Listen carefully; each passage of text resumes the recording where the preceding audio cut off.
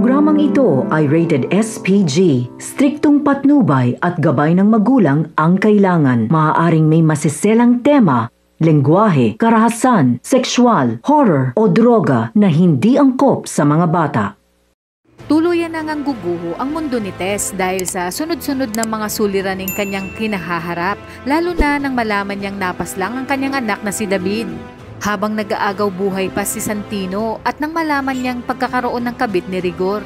Kaya naman wala na siyang ibang nagawa kundi isuko lahat sa itaas ang bigat ng kanyang dinadala. Sa kabilang banda, isang maling desisyon ang ginawa ni Ramon dahil binigyan niyang muli ng pagkakataon si Olga na mabuhay matapos ngang igiit ni Olga na wala siyang kinalaman sa pagpapanggap ni David.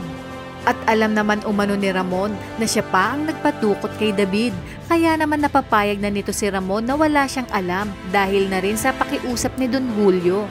Ngunit sa kabila nito ay hindi pa rin naaalis kay Ramon ang pagdududa kahit na si Olga ang siyang tuluyang tumapos sa buhay ni David. Dagdag pa ni Ramon na baka kaya tinuluyan ni Olga si David dahil ayaw ni Olga na malaman ni Ramon mula kay David ang buong katotohanan, kung kaya't mag-uutos siya ng tao para manmanan si Olga. At ngayong muli nang nagkasama ang mag-amang Ramon at Tanggol ay mas malaking hamon kay Olga kung paano na niya magagawa ang kanyang mga plano.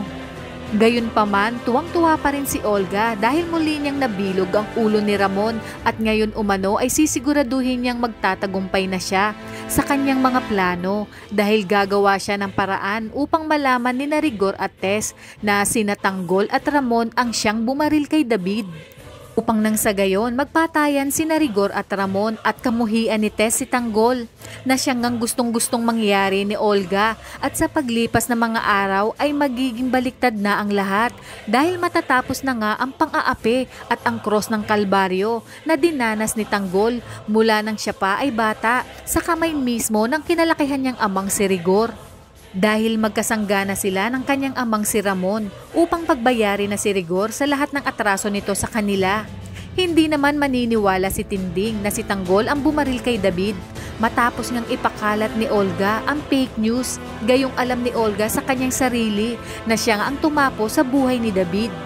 Personal na kakausapin ni Tinding si Tanggol at dito aamin si Tanggol na si Olga ang bumaril kay David. Kung kaya't dito na malalaman ni Tinding na si Olga at Beng ay iisa.